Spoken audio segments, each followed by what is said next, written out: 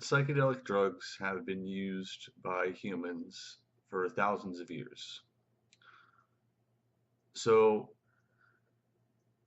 in ancient times, they were mostly used in a spiritual context, um, through what is known as shamanism or medicine men rituals, things of that nature.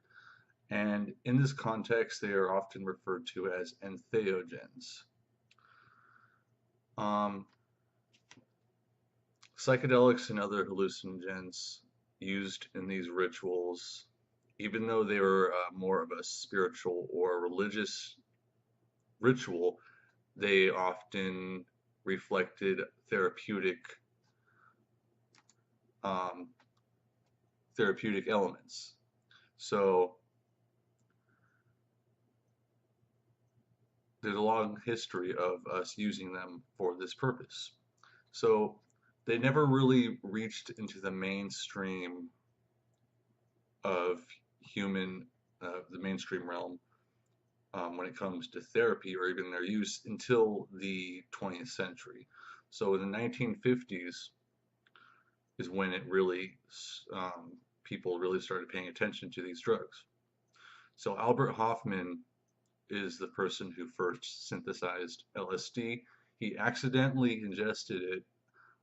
He believes he splashed a little bit on his fingertips and was absorbed through his skin. And he started feeling these strange effects, these psychedelic effects. And rather than it scaring him, he enjoyed it, and he realized that there may be some potential here for some kind of medical treatment of some sort, particularly in therapy and psychotherapy. So Albert Hoffman worked for Sandoz Laboratories. Sandoz Laboratories was the first major manufacturer of LSD. When he was I believe he was still at Sandoz, he also first synthesized in a laboratory setting psilocybin, and he named it also. He is the one who coined the name psilocybin as well as psilocybin, which is what psilocybin breaks down to when it hits the blood, your bloodstream.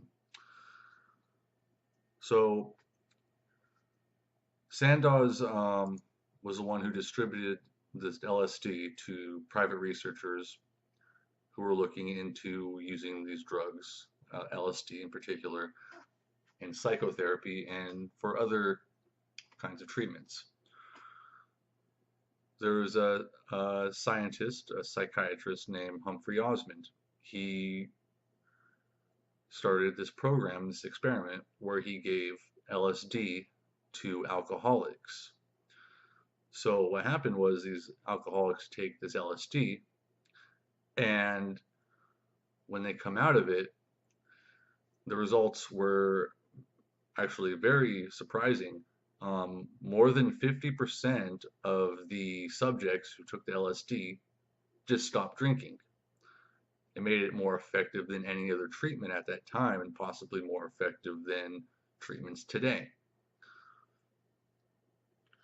Then, of course, there was Timothy Leary. Everyone knows about Timothy Leary. Um, his tune in, turn off, drop out kind of philosophy.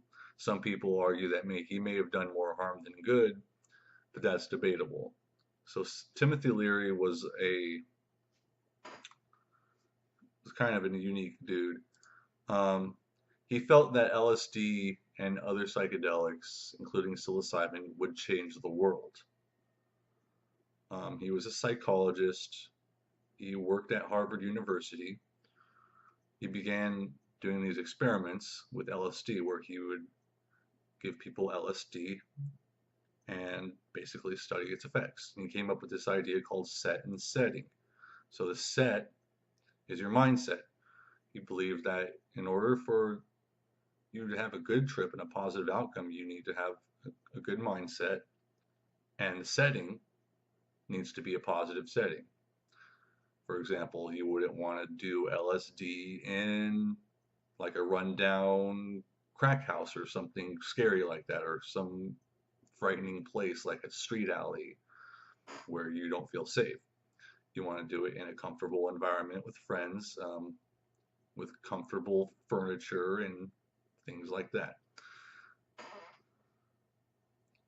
He also conducted this experiment where he gave psilocybin to prisoners, and the goal of this was to reduce recidivism and make them less likely to go out once they were released to perform crimes again and get sent back to prison.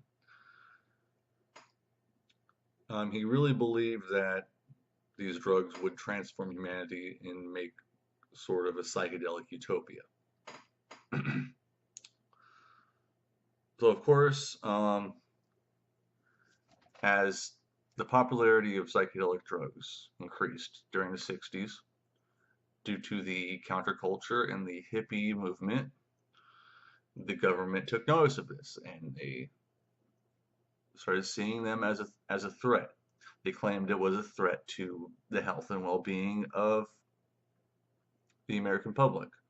They even went so far, some people went so far as saying that LSD and psychedelic drugs and also cannabis encouraged people to be communists. Of course, there was a whole Red Scare going on during this time, and other kinds of ridiculous things like that. So they scheduled LSD, and they scheduled psilocybin as well. They scheduled a lot of the psychedelics. In the late 60s, they became illegal. So that hampered the research going on into psychedelics. So you fast forward into the 70s and the 80s,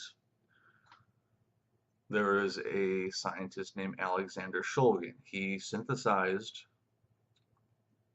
a drug that he named MDMA. Well, it's the abbreviation, MDMA, which is the active ingredient in ecstasy. He didn't know that it had psychoactive effects at first. He learned of it through a student at a university that he worked at, who said that he allegedly tried this drug. He didn't know it was a drug, but he said that it had amphetamine-like effects. Well, it's not exactly like amphetamine, it's slightly different because MDMA is in a class of drugs called empathogens. What it makes you feel is it increases your ability to feel empathy for other people, and it makes you feel more connected with other people. Because of these effects, they saw potential for it being used in marriage counseling and couples therapy, which is what they used it for at first. And it had pretty impressive results, because it's quite a profoundly powerful drug, which increases your empathy and makes you feel more connected to people, especially people that you love, like your husband or your wife or your family members. So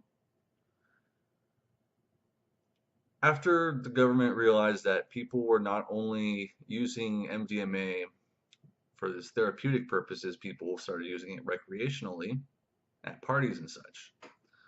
And of course, that scared the government, and they said, "Oh no, we got to ban it now." So in 1985, they scheduled it. They scheduled one, meaning that it has no medical benefits and high potential for abuse. Even though they had just been using it for a medical purpose, for therapy, they still decided, oh no, that wasn't real, I guess. So they just scheduled it, Schedule 1, say, nope, you can't have it. So since then, it wasn't until the 2000s that psychedelic therapy and also therapy with other hallucinogens and similar drugs really resurged. In between that time, there was other therapies around the world. Of course, when LSD and other psychedelics were banned in the United States, other countries followed suit soon after in Europe and Asia and other parts of the world. putting them in the most strict category. But there is a therapy in Mexico and other, I believe it's in other South American countries as well, with a drug called Ibogaine. Ibogaine is um, derived from a plant, actually a family of plants in the Iboga family. Iboga is a plant, it's a bush that grows in Africa. And there was an African pygmy tribe who used it for spiritual purposes. So the Ibogaine trip is known to be very intense and it lasts a long time. There's people who have reported that they tripped for 3 days straight. Of course, this Ibogaine treatment is under strict supervision with a medical doctor there. You're in a medical facility, they watch you, they ask you questions, they make sure you're okay. And what they're treating down there is addiction. Heroin addiction particularly, opioid addiction, opiate addiction. The success rate for this is very impressive. People go down there and they are very much addicted to heroin. They've been addicted for years. They can't kick it. They have this trip on Ibogaine. They come out of it with a whole new outlook on life. And the idea of doing heroin or an opioid or an opiate disgusts them. And it's sort of like a shock treatment. It's a scare, kind of scares you into not doing it again, is how people describe the trips.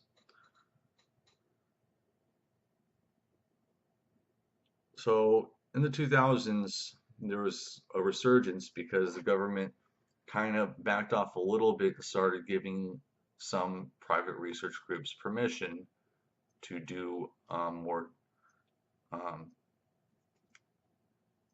research into therapeutic benefits of psychedelics and other hallucinogens. Now I'll briefly talk about ketamine treatment.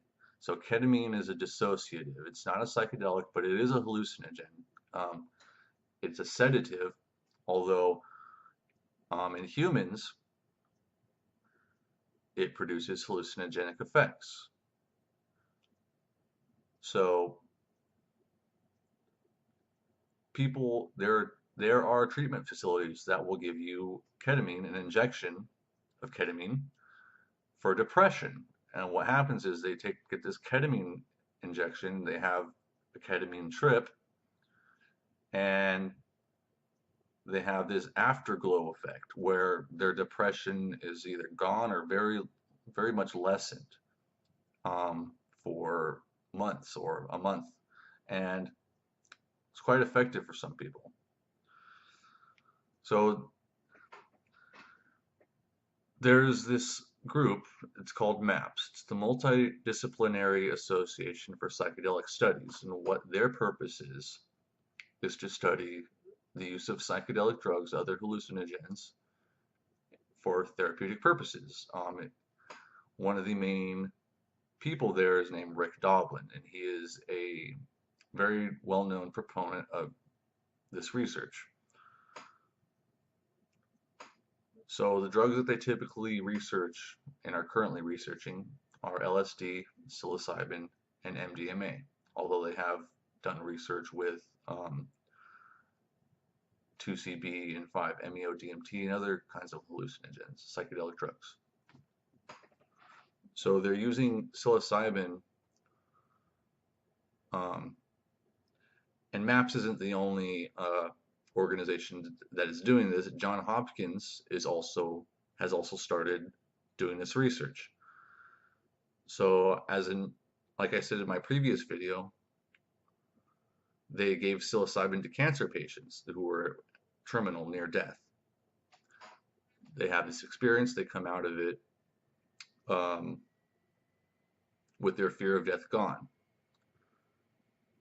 with an acceptance that, their fate is their fate, and that life and death is a cycle, and it's simply part of the cycle, and it's an okay thing. You can just accept it, because everyone dies. Everyone comes and goes. So they also are looking into using it for mood disorders and other kinds of mental illnesses like depression and PTSD and OCD.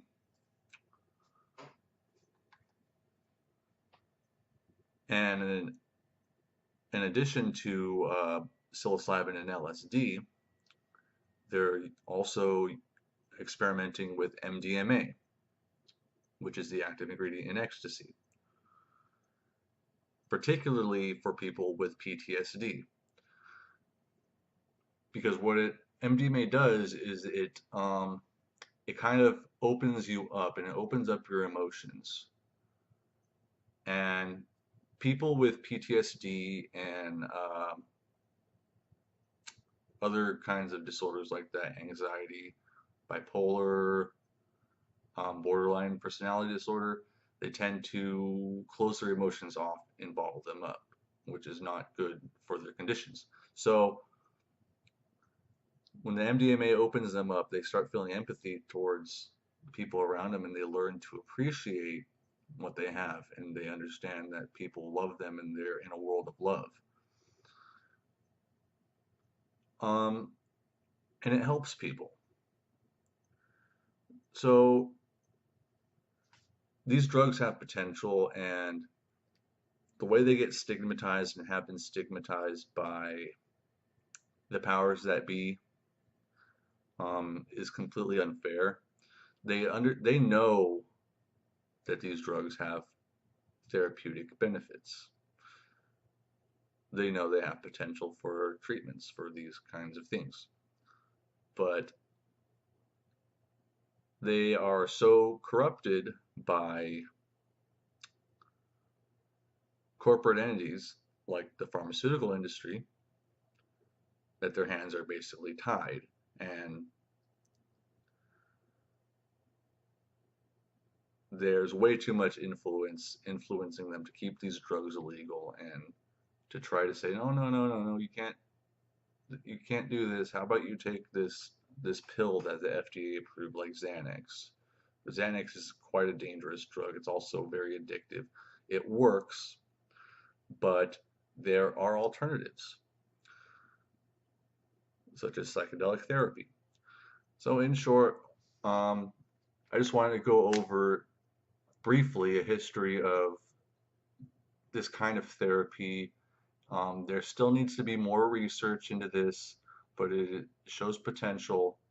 And of course, I want to add that people often say you shouldn't be using these drugs if you have a mental illness. Well, that applies to schizophrenia. So schizophrenia, you do not want to use psychedelic drugs if you have schizophrenia because the way they work is they often sometimes mimic the symptoms of schizophrenia, where you will believe things are true that are not true. You connect dots, make connections between things where there's no connection at all, but you believe it is, which is a symptom of schizophrenia.